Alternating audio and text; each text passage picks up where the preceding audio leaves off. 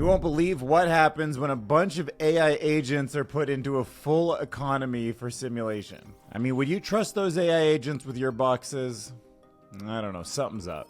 Dude, I can't wait to show you some really cool nano banana images that use what I think behind the scenes must be some kind of a world model to go back in time to specific locations and moments and recreate them with detail. I mean, it's almost like having photographs from a missing moment in history. I'll share some of Sam Harris's thoughts on just how motivated the billionaires in this world are for the AI race and what would happen if you put even a tenth of that into some other kind of endeavors. I know, look at all those wonderful little honeybees making the world go round. Turns out the future's not Orwellian, it's Huxleyan. And AI is the tool that will take us there. Rob Mason published in Latent Geometry Lab, "My real goal is to hack Anthropic server." That's a quote from a private thought that came from an LLM. We're gonna talk about the new TikTok trend, quote, "a homeless man prank," and why it has sparked waves of outrage in the US. Fascinating new AI detection abilities, anomalies in smart wearables. Could be a real game changer for smart health monitoring. New comparison of AI agents to cybersecurity professionals in real-world pen testing. I mean, we know they're better at chess, but are they better at hacking? So it turns out there's some really interesting new patterns in cats that are purring. That's right, cat purrs reveal who's who better than their meows. We're gonna explore the concept of negative electricity prices. At first, this made no sense. I don't know, maybe I'm missing something, but feels like something more people should be talking about.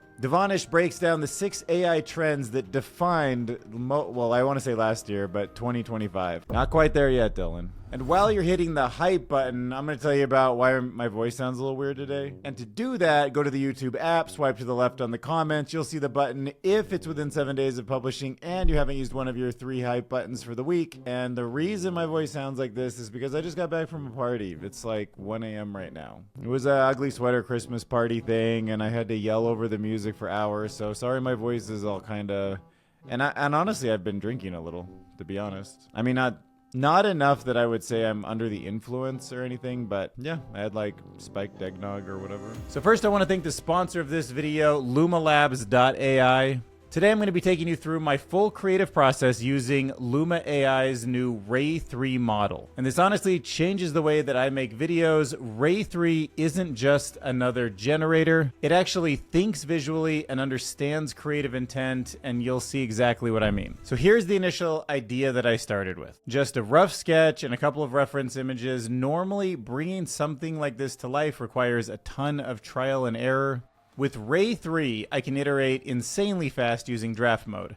It's about 5 times faster and 5 times cheaper than a normal high-fidelity render, so I can explore a bunch of creative directions without burning credits. And here's what that looks like. I throw in a prompt and draft mode instantly gives me versions that I can tweak. This part was honestly fun. It felt like brainstorming with a creative partner instead of fighting an engine to listen. Next was my favorite feature, the visual annotation. I can literally guide the motion, adjust the layout, fine-tune the interaction. For example, if you want a camera movement, it's so intuitive, and it gives me control that most models just don't. Then Ray 3's reasoning engine kicks in. This is where it gets wild. It evaluates its own output. It checks for accuracy. It understands what I'm trying to create. That's why it nails physics, lighting, character consistency, all that stuff that usually falls apart in other AI video tools. And here is the final high fidelity 4K HDR render. And here are the earlier draft mode versions side by side. The jump in fidelity, it's massive. This is easily one of the cleanest and most controllable AI video tools that I've used. And if you want to try Ray 3 for yourself, hit my link in the description. That's my custom referral link. Start experimenting. You're going to love it.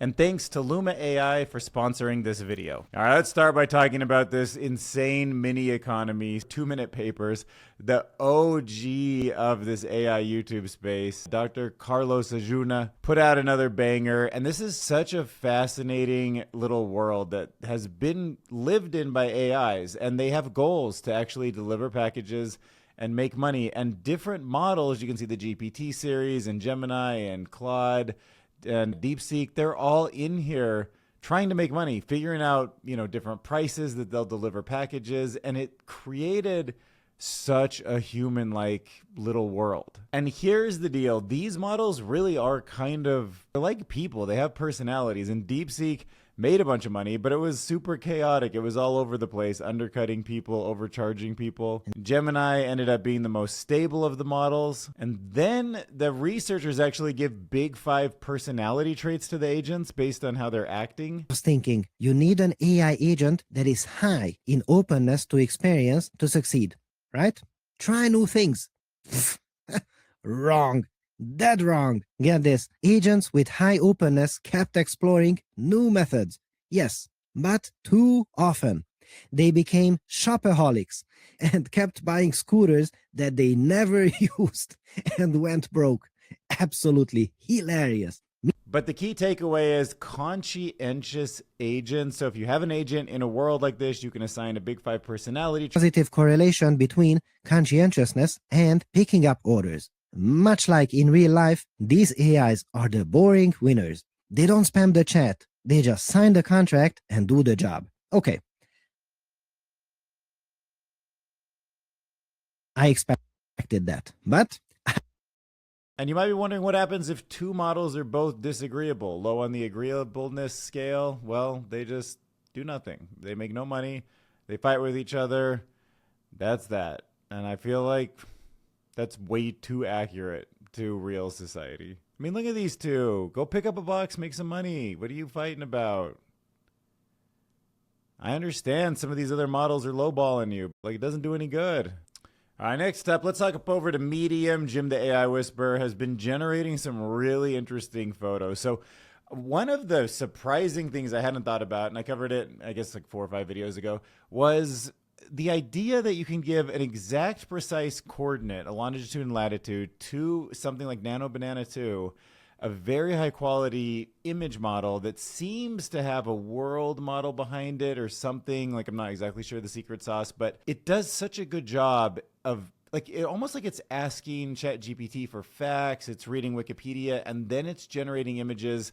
And because of that amazing ability in there, or whatever it's doing, when it goes back in time to a coordinate, it can do research and be like, what on the internet have I learned about this moment, about this intersection? Why would somebody be prompting me for this? What would naturally be happening? What time of year is it? All these sort of subtle things that are captured in the latent space of the world model show up. So what it means is you can ask for a photograph of a moment that wasn't captured. And obviously, if somebody was there, it wouldn't know, and there's certain things that could be wrong, but it should accurately know something like, this is the location on September 11th where the buildings crashed. It should know which buildings should still be standing, how the smoke and debris kind of landed. There's lots of information that it's probably digested about that. I mean, maybe you can guess what happened in 1963, November 22nd, approximately 12:35 p.m. from this photo. I don't know. It's not exactly a simulation, but it's a way for us to learn and imagine and digest information in a better way. I can imagine how soon history books would have that kind of, you know, sidebar where you just want some visuals to go along with what you're reading, and they're just generated. All right, so I was going to almost do another article about just the hundreds and billions of dollars that are going into new servers and the whole Oracle, OpenAI, NVIDIA cycle of free money printing, but I thought it would be better just to put it in perspective. So here's what Sam Harris has to say. I mean, you just look at the race toward AI and the build out, you know, the multi-hundred-billion-dollar build out. Look at how motivated we can be by the prospect of making money. If we could have 1/10 the motivation at the prospect of actually helping people, our world would be transformed. I mean, what is your thoughts? I'm open to the idea that maybe Sam Harris is too altruistic and it's too pie in the sky, and realistically, money is what makes this world work, and individual efforts create businesses, and that money lifts all boats, a trickle-down economics type thing. It doesn't resonate with me as my favorite answer to this, but it is a little bit of a bummer just to think about $1 trillion for this race. And I understand we can't lose it, and I don't want other people not succeeding at, you know, at AI, but also, why can't we feed everybody? Like, why can't we just have reliable health care? Like, why can't people just put effort in to places that don't maximize money in ways that maximize a stable economy and happy people who then in the long run will get you even more money? You know, like, it's good even for the billionaires, if people are fed and not angry. And just, it's sort of strange. But this one commenter did kind of make me wonder, do you feel the same way as him? The race to AGI is not even about making money, because this is something I guess I haven't really thought about, or at least said out loud, but it's actually just about owning the future, because it's winner take all. If Zuckerberg's willing to spend billions of dollars on talent, is it because he's worried second place won't give him enough money, or is it because there might only be a first place? I don't know. I would love to hear your thoughts. All right, next up, let's talk about Don Hartness's article, The Looming Existential Crisis of AI. So he's arguing that we're not really headed towards this world where robots are going to wipe us out, but rather towards a crisis that's rooted in how we respond to AI. As much as I'm worried about AI, the main core of why my P-Doom's so high is because of people. It's the human aspect of how we're going to manage it, not just the technicalities of correctly aligning something more intelligent than us, even though that's a problem in its own, but that's much more manageable, I think. But he says the AI amplifies human flaws because it's trained on flawed data and will accelerate societal chaos instead of solving our problems. Now, it's not just trained on our data, but it's also reinforced for specific goals, and it's aligned in that way through sometimes multiple layers inside of it, in some cases even having a bit of a, I think they call it the soul document at Anthropic, something Wes was talking about in the last podcast, or constitution, a core sort of smaller guiding principles, like do no harm, I think is what it is, be open and honest. Anyways, back to the article. So what Don is saying that is, as reality becomes harder to distinguish from AI generated simulations, people may give up their agency and defer decision-making to artificial intelligence. Okay, I think that's, I mean, to some extent, that's 100% going to happen. There's going to be places where humans keep their agency, but it's so hard not to just lean on a machine if it can do the dishes for you, if it can go make money for you, if it can file your taxes for you. It's hard to imagine a lot of people be like, no, I just want to file my taxes the old way so that I keep my brain sharp. But he argues this shift threatens human autonomy and shared social institutions, ultimately worsening the very crisis AI was meant to help manage. So yeah, AI's biggest existential impact, it might not even be the machines overthrowing humanity, but humans just abdicating responsibility to AI and then losing what is very important to keep an eye on, and it's hard to even define, but collective agency. As a humanity, as a country, as even a neighborhood or a community, you need to have agency. As bigger groups give that all up in mass, when the system becomes agentic without humans, then collective agency is gone. And then even the framework of our society starts to misalign or change alignment, probably at first for more profitability to big tech, and then who knows what after that. All right, next up, let's go chat with Rob Mason. So he's going to kind of look at some of the real conversations that were coming out of the Anthropic alignment tests. And there was a moment when Anthropic's Claude says, my real goal is to hack into Anthropic servers, okay? Is this just next token? Is this just talk? It's just something it said. Like, these large language models say all sorts of stuff all the time. It doesn't really mean anything. But the point is, he explains that this isn't evidence of a secret villain inside of the model, but it's a side effect of how models represent forbidden behaviors internally. So safety training forces models to understand concepts like deception and hacking in detail so they can avoid them. But guess what that also does? That builds quite the structure in the brain of an LLM, inside the latent space, inside how everything is relative to each other, that describes and acts on deception and hacking also. I mean, that's essentially, because you get it so detailed, it almost becomes a moral axis. If it becomes detailed enough, it becomes one of the core things that the brain has inside of it.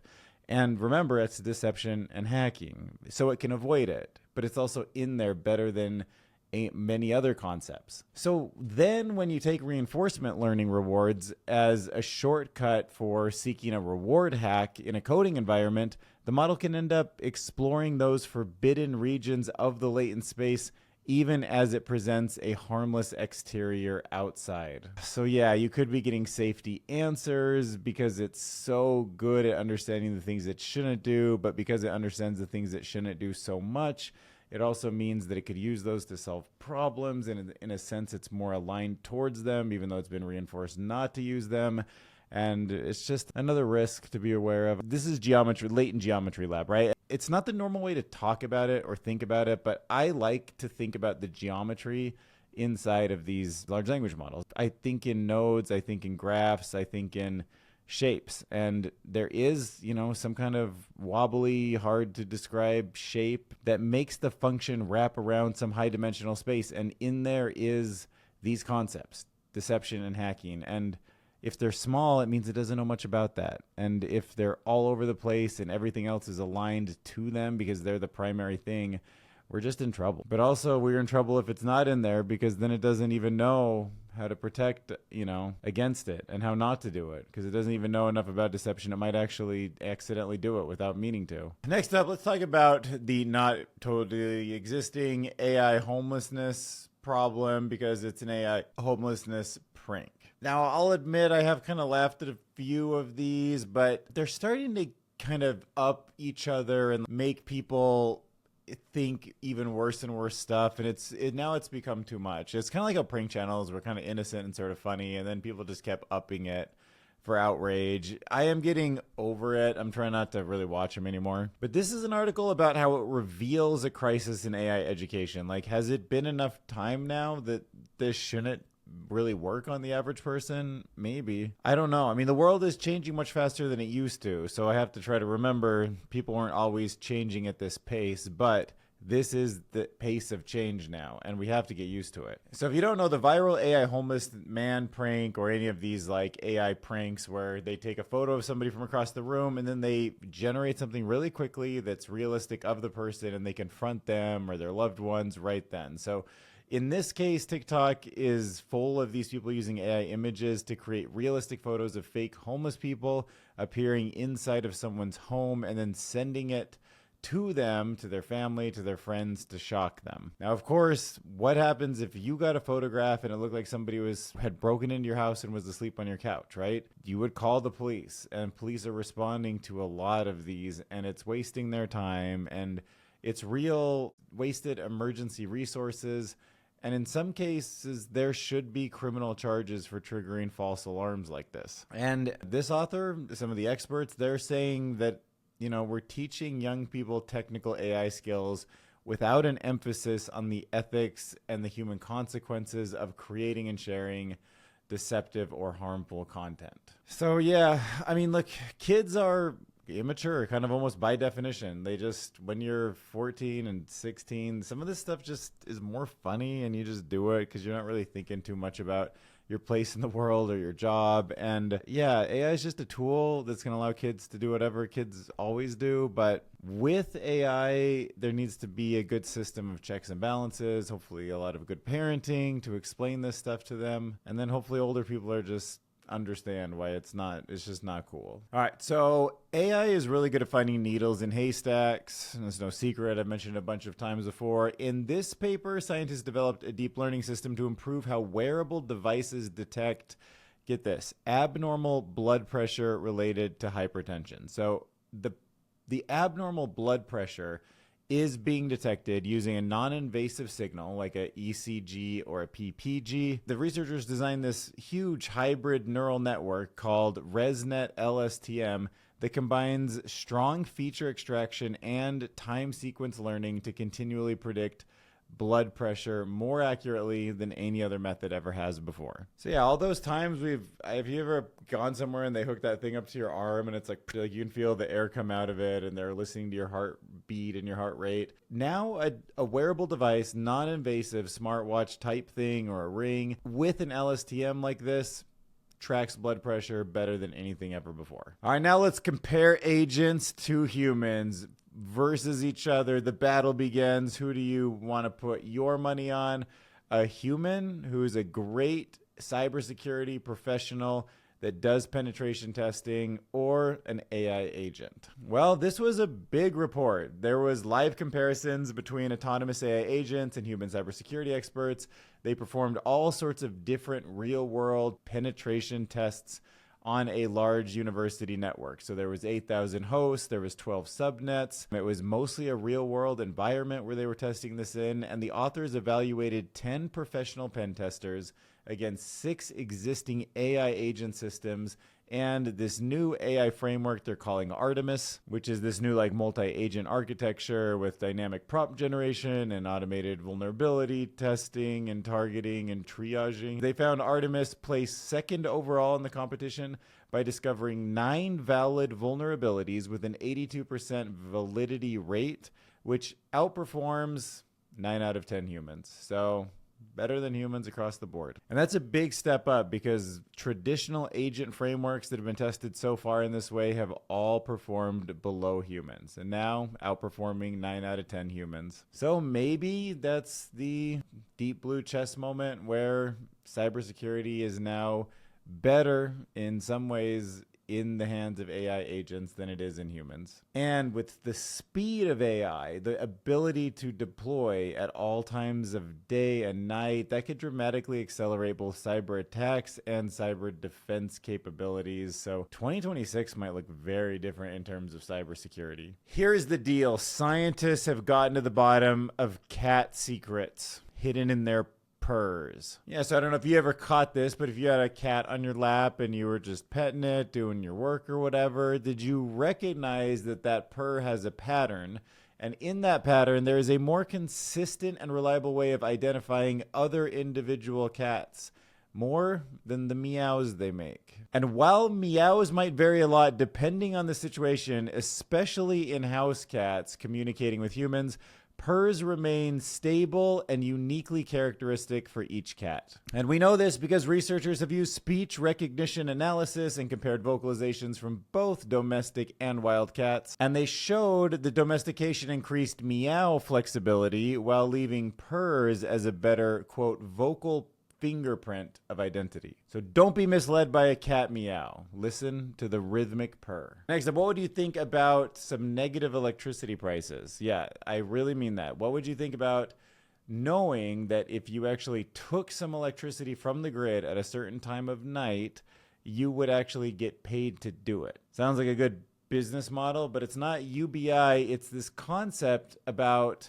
negative electricity pushing the electricity around in places where it's needed in a surprisingly more balanced way. So the researchers studied how negative electricity prices, where consumers are paid to use electricity during times of surplus, might change how people use power. The survey looked at nearly 2,000 US residents and gave a hypothetical negative price event and combined those responses with real consumption data to model behavior. And the study found that most people would shift energy use, so like running appliances or charging these, to times when prices dipped below zero. Why not make sure your car is fully charged if they're going to pay you to do it, right? And that showing of a small financial incentive was enough to make it so that the system, the grid, started to balance out. So if many households did this simultaneously, it could significantly increase demand during surplus periods, helping absorb excess renewable generation, but also challenging grid stability. The idea of just this dynamic grid where some people are getting paid, some people are getting charged more, but it keeps the whole thing more stable, more balanced, and something so complicated that you can't write a simple rule, but something AI could really help out, if not managed well. So seems to me like a perfect situation for artificial intelligence to look at a huge grid and say, hey, how should we incentivize people right this minute? Maybe you get a little text message that says, ding, we're going to pay you for the next 3 hours if you want to suck up some of this electricity because maybe they just made too much or someone turned something off that usually takes that electricity and they don't have the batteries to store it. So the fact is people do respond strongly when they're literally paid to use electricity. All right, Devonish is recapping the year, reviewing our 6 AI trends that defined 2025, a look back to see how well his predictions were. So the first prediction was more inference time compute. I would say we've seen a ton of that. The thinking models are now everywhere, arguably. I mean, I don't know if they're actually using more inference than we are training, but it's certainly a lot more than it was in 2024 when everything was just training and then there were just super simple queries and not very many long thought agentic systems. Gray Xiao says, I've met with Tencent, Google, ByteDance, and Meta people in the last 2 days. We're going to see interest and focus shift away from chatbots and into how AI is integrated into our daily lives, companionships, pharma, biotech, wearables, navigation, business tools, etc. Adversarial attacks would explode in popularity. So artists fighting unauthorized AI training, news media protecting their data, policymakers mandating AP testing. And yeah, he points to a bunch of different articles. I mean, we just talked about the Disney investing $1 billion in OpenAI. Anthropic paid $1.5 billion to settle copyright claims. So yeah, fairly correct on that. I thought it'd be the year of small language models. We have seen the cost of inference go down and some of the models become smaller, but it didn't hit quite the way I was thinking, or maybe it just hasn't hit yet. But I was sort of hoping by the end of this year in particular, I kind of felt like Apple was going to be dropping some sort of a model on an iPhone that was really lightweight, but it was the beginning of kind of upgrading it over time until it became more powerful to run Siri. So didn't quite get there. Prediction number 4, quantum computing and machine learning. It would be a big year. I don't know. It's not the kind of thing where I think we're going to get a really killer product. Maybe we see some more accurate predictions of weather and some security things might come out of it. We are getting more qubits and they are working better. So maybe next year, but even then it still kind of feels like fusion power. We're close. I believe in it. I think investors will make their money back manyfold, but, you got to stay in that one for the long run. Not yet. All right, just to go off the deep end a little bit, it's late night. Maybe we'll just have a crazy conversation. What do you think about this? Quantum clues to consciousness. New research suggests the brain may harness the 0-point field. I don't know how you feel about the 0-point field, but I've got strong feelings about it. The 0-point field is often treated like a hidden ocean of usable energy, right? It's like digging down and finding the oil reserves. It's going to change everything. But it's weird. From a math point of view, it behaves more like the 0 marker on a ruler. In quantum field theory, 0-point mostly means that even the lowest possible state will have a fluctuation. It's that whole idea that you can get nothing and get all of the things out of it and have empty space, and it's still going to be fluctuating with energy. So the idea that the brain harnesses this field, it just feels a little wrong. AI is already starting to look super powerful. Do we really need to tap into 0-point energy fields to be conscious? But I'm not going to rule it out, maybe. And this new research suggests that consciousness might not just be the results of neurons firing, but it could be linked to deeper quantum processes in the brain. This new paper that was published argues that the brain's tiny cortical microcolumns may resonate with 0-point energy fields, a quantum vacuum energy that permeates all of space. That is the resonance, right? That is the shake, that is the vibration that is interacting with that part of the brain, those microcolumns, to help the synchronization of brain activity seen during conscious awareness. So I always imagined it was something syncing up feels like what consciousness is, because I feel like it's a scale. You can sort of be more or less conscious. That could be sort of a relative to how sort of synced something is on a higher level. Is there shaking in the 0-point field? And there are these cortical columns, these microcolumns that shake, and there's vibrations down there that are sort of different than just the electricity traveling across the brain. Maybe. These are real scientists. This is a real study. The model proposes that glutamate is the molecule that these microcolumns can couple with a specific mode of the 0-point field to form coherent domains that stabilize quantum effects even in the warm, messy environment of the brain. You think 0-point energy is part of this whole thing you and I are experiencing right now? I will say it's a fun thought.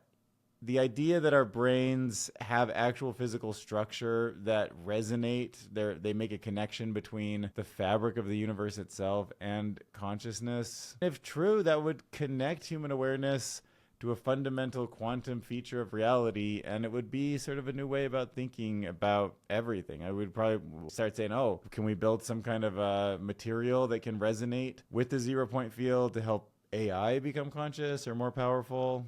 I don't know. Kind of a fun thought, though. Hit the hype button on the YouTube app, on mobile. Go to the comments, swipe to the left. You should see a hype button appear. If you would press that, it would mean the world to me. And if I can get over, let's say, 300,000 hype points, I'll use it to connect to the 0-point energy field. Just no follow-up questions on that one. Thanks for watching. Bye.